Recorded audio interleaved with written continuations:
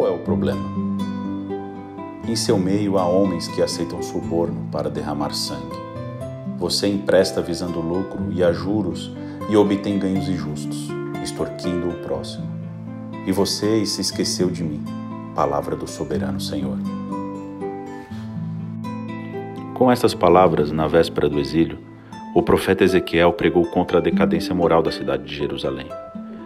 Qualquer um que siga as manchetes no Brasil por algumas semanas chegará à conclusão de que não é muito melhor aqui. Um presidente foi deposto, o outro está preso há anos e um político após o outro se envolve em um escândalo de corrupção.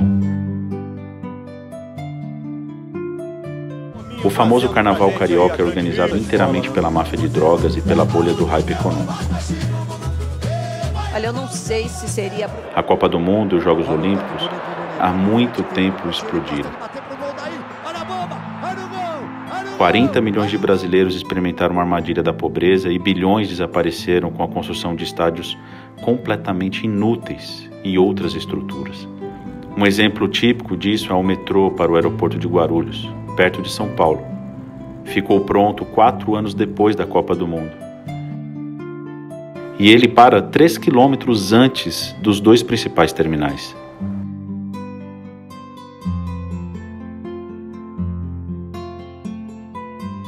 Tráfico de drogas, prostituição e em todas as esquinas. 60 mil assassinatos por ano e um sistema de saúde e educação que choca a todos os lados. Essa é a realidade cotidiana dos milhões de habitantes das favelas que estão sendo marginalizadas por um sistema burocrático sufocante.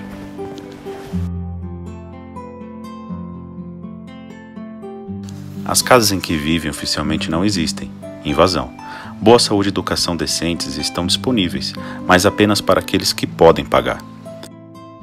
34 milhões de pessoas, isto é, 16,2% da população, vivem em extrema pobreza. Eles têm que viver com menos de R$130 por mês. Isso enquanto o salário mínimo legal é de R$950. Um quarto da população, quase 54 milhões de pessoas, vive nessas áreas de risco. Eles vêm fazendo isso há gerações e muitos deles não têm esperança de que algum dia melhorará. Além disso, eles preferem não pensar. Eles ficam sentados na rua o dia inteiro e não fazem nada, e sonhando com um mundo melhor. Essa é a sua rota de fuga dessa situação miserável. A coragem de tomar seu destino em suas próprias mãos foi tirada deles.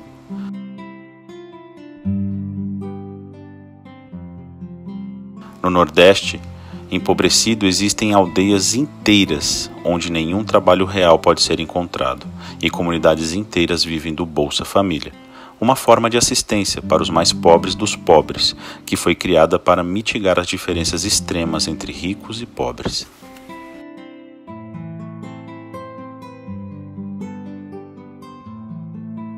A parte pobre da população, cerca de 60%, tem apenas 4% da renda nacional, enquanto os 20% mais ricos possuem mais de 58%.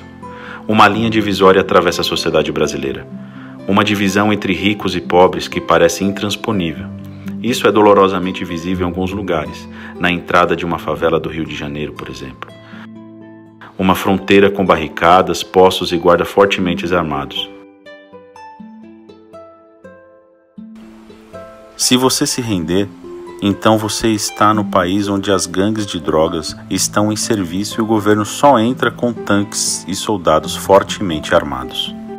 Todos os anos, mais vítimas estão envolvidas nesta batalha do que em todo o conflito israelo-palestino, de 1949 até o presente.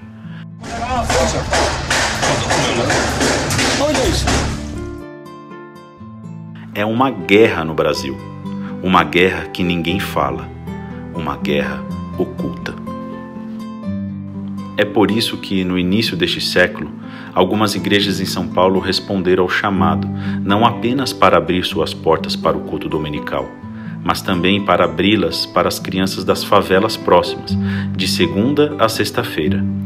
Eles perceberam que a pregação da caridade não era suficiente, mas que isso deveria ser acompanhado por uma ação concreta, e isso começou muito pequeno e modesto. Nenhuma ação esmagadora, mas apenas pegar algumas crianças de alguma outra forma que vagariam pelas ruas. Ajude-os com português e matemática. Muitos deles abandonaram a escola aos 15 anos como praticamente analfabetos. Desistir das tabuadas de 1 a 10 era uma tarefa impossível. O conhecimento de seu ambiente estava limitado à sua própria rua e ao desenvolvimento de seu país. Eles nada sabiam. Ao fornecer essas lacunas, eles ajudaram essas crianças em suas necessidades mais básicas. De que outra forma eles poderiam se transformar em cidadãos brasileiros de pleno direito? Sem essas habilidades, eles foram condenados a uma vida de pobreza e exclusão, para uma vida do outro lado dessa fronteira, onde drogas, prostituição e crime eram o serviço.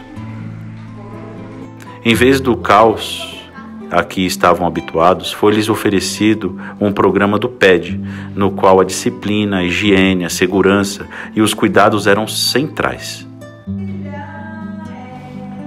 Para a surpresa de si mesmos e do ambiente, essas crianças mudaram visivelmente e graças a elas mudaram o seu ambiente com elas.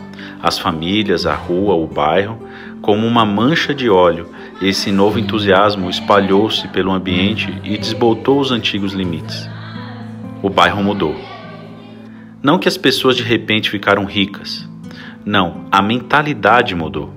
A agressão deu lugar à tolerância e negligência do homem e o meio ambiente transformado em cuidado.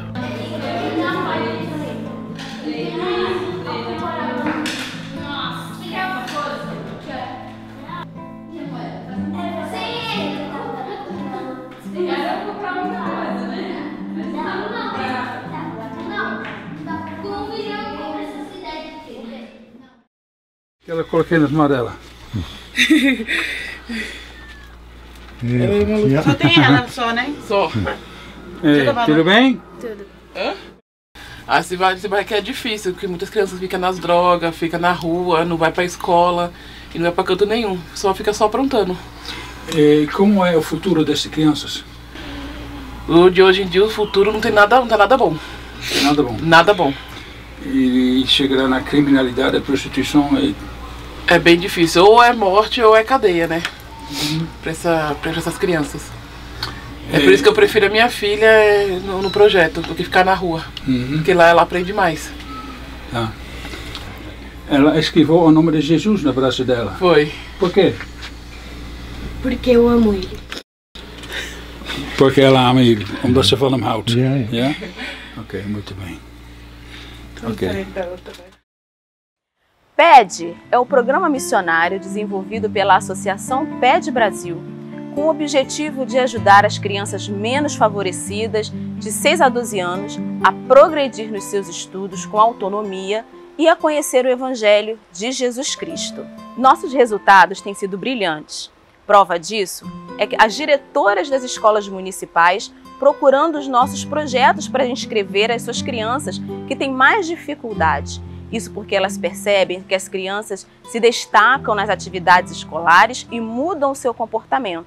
Esse resultado é obtido graças à nossa metodologia, que é a metodologia de ensino por princípios, que ajuda no desenvolvimento integral da criança.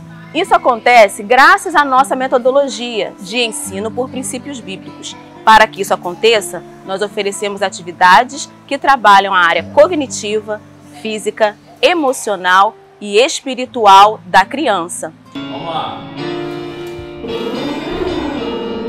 Quem não sabe fazer o blu, faz.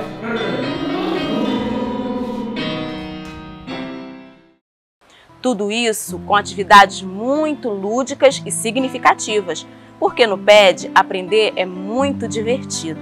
Os nossos voluntários participam de capacitações contínuas através da nossa rede de coordenadoras que visitam periodicamente os projetos. Os nossos encontros de capacitação pedagógica são o combustível e o coração do PED. Afinal, é muito melhor continuar quando nós não estamos sozinhos. O PED é uma importante ferramenta evangelística para as igrejas, já que ao inscrever a criança no PED, os pais concordam em receber visitas dos voluntários, Sendo assim, o PED se torna um braço missionário da igreja na comunidade. Eu estou gostando, eu estou feliz. Uma coisa assim que eu estou feliz, porque lá, além de ensinar, ensina coisa da igreja também, entendeu? Ensina as coisas certas. Então, assim, eu estou feliz, né, Cauene? O que a sua comunidade precisa fazer para ter um PED? Nós precisamos de uma igreja que apoie ou alguma instituição. Precisamos de voluntários, que são os nossos missionários facilitadores, um para cada turma de 12 crianças. Precisamos de um coordenador, uma sala de aula mobiliada e muito amor pelas crianças. O PED é um projeto muito simples e barato de ser executado. O que eu idealizo para o futuro é uma sociedade onde projetos PED não sejam mais necessários. Mas não é segredo para ninguém que a sociedade possui uma grande lacuna nesta área. E é aí que a igreja pode atuar de maneira significativa e relevante. Eu e você podemos fazer parte da transformação social e a transformação da vida de milhares de crianças brasileiras. Junte-se a nós, venha fazer parte do programa PED. Qual é o efeito do PED nas crianças? Pesquisadores da Universidade Erasmus de Roterdã e da Universidade de São Paulo concluíram que as crianças que participam do programa PED têm em média 1 ano à frente do desempenho escolar de crianças que não participam. Mas melhor do que essa consideração geral são os testemunhos dos antigos alunos do PED, Ariane e Jordan. Eles contam como o PED contribuiu para suas vidas, como o programa PED fez uma mudança radical em seu destino. Meu nome é Ariane Rodrigues, tenho 15 anos. Eu nasci no Hermelino Matarazzo.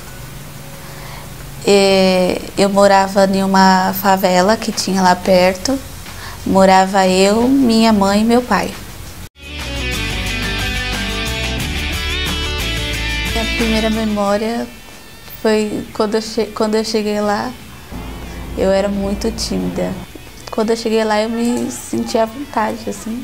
Tipo, me tratava como você já me conhece há muito tempo, sabe? Aí falava, Ariane, nossa, você é muito legal, não sei o quê. Aí eles, tipo, tratavam como você já me conhece há muito tempo, desde quando eu era bem menor. No começo eu tinha timidez, mas agora eu não tenho mais por causa que eu já conheço as pessoas de lá.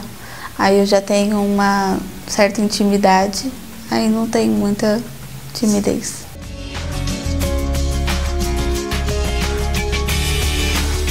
Eu quero fazer faculdade, prestar o vestibular,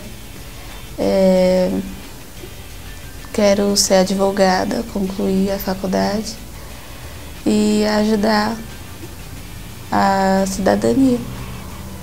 Eu quero mostrar para as outras pessoas que nada é impossível, a capacidade vem de você.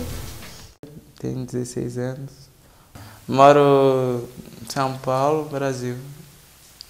Sim, eu cheguei, foi com uns 8 anos de idade, eu cheguei. Estava passando muitas dificuldades na escola, com aprendizado, além de o professor ter que lidar com 30 alunos, ele não tem o tempo suficiente para poder sentar e ficar ensinando para aquele aluno uma coisa que já passou. Aí sempre aquele aluno que não aprendeu ficava para trás e eu era um desses alunos. Tinha muita dificuldade, que eu não sabia ler. Eu só fui aprender a ler, eu agradeço esse projeto, porque eu só fui aprender a ler quando eu entrei no PED. E eu tô nele, e após eu terminar, eu tô no 2º ano do ensino médio, tem mais 1 ano por ensino médio para eu terminar a escola. Eu pretendo fazer a prova do Enem, que é o Exame Nacional do Ensino Médio aqui no nosso país, que destina que através, se eu tiver uma boa nota, eu vou ou para um programa do governo que incentiva a educação, que é o ProUni, ou para o SISU, que leva você para a Universidade Federal, que tem aqui, que é uma educação de graça e de uma ótima qualidade. No momento, ao final de 2018, teremos ajudado 1.078 crianças em 27 projetos no estado de São Paulo, Rio de Janeiro, Piauí, Maranhão e Pernambuco. Esperamos que, com a sua ajuda, no decorrer de 2019, possamos expandir o PED nos estados de Santa Catarina, Paraná e Distrito Federal, multiplicando o número de crianças que podem ser beneficiadas no programa PED para 2.000. Já superamos esses números e esperamos em 2020 um aumento na quantidade de PEDs para os estados da Bahia, Rondônia, Acre, Pará e Minas Gerais. Também faremos uma travessia para a África de língua portuguesa, onde iniciaremos um PED para 400 crianças em Beira, Moçambique. O número total de crianças, que forneceremos diariamente uma boa educação cristã, aumentará este ano para mais de 3.450. Como você pode apoiar o trabalho da Associação PED? Se você foi tocado por essa história e gostaria de iniciar um PED, entre em contato conosco. Gostaríamos de lhe contar como você pode ajudar. Você quer apoiar financeiramente o nosso trabalho? Ficaremos felizes. Com sua contribuição, podemos novamente oferecer a dezenas de crianças um futuro melhor. In tegenstelling tot onze collega's verzamelen wij geen geld bij Children Asking om dat vervolgens aan de uitvoerende projecten te geven. Zouden we dat wel doen, dan zouden we hen daarmee volkomen afhankelijk van ons maken in een soort van neocoloniaal systeem dat aanleiding geeft tot gemakzucht en corruptie. In plaats van dit te doen, besteden wij ons geld volledig aan de instandhouding en het opbouwen van een zogenaamd coördinatricenetwerk. Een coördinatricenetwerk is een netwerk van hoogopgeleide en gespecialiseerde mensen die getraind zijn om de vrijwilligers uit de kerken op te leiden tot PEDI-juf. Door dat te doen, wordt iedere investering die u doet in de adoptie van een leerplek, wordt 10 tot 20 of 30 maal vermenigvuldigd. In plaats van 1 kind op te leiden, leiden wij dus de juf op. Dit is een zogenaamde HR-ontwikkeling, hoogrendementsontwikkeling. Hierdoor zijn we in staat om op dit moment al meer dan 2000 kinderen dagelijks te ontvangen in onze PEDI-projecten in Brazilië. Maar ook hebben wij dankzij deze ontwikkeling de afgelopen periode de oversteek kunnen maken naar Portugees-Afrika. My name is Eric Boteguin. I'm from Brazil, but I live in the Netherlands already for 12 years, and I'm a football player. At the moment I play for Feyenoord. I'm Melina Boteguin. I'm married with this handsome guy. I'm a housewife, but now I'm working also in the church. Erik Visser, he invited me to get to know more the project, and once I was on my holidays in Brazil, I had the opportunity to go there and see with my own eyes how amazing, how serious and how good this project is for those children there. Well, I was surprised when I came into the project because I saw a lot of children with new dreams, with new expectations. They should be on the streets, but actually they were there studying, so they are changing lives there. That's what I saw. Yeah, it was of course very impacted for me as well. First time that I was at the favela, on those surrounded, to see how those families live them situation, so I was very impacted. Well, now we are ambassadors from Children Asking, so we are using our image to try to bring people into the project, to get them to know more and try to make them help. People can go to our website and choose to donate or to adopt a child. And we also have once per year a gala dinner where we do auction and we raise money for everything for the Children Asking.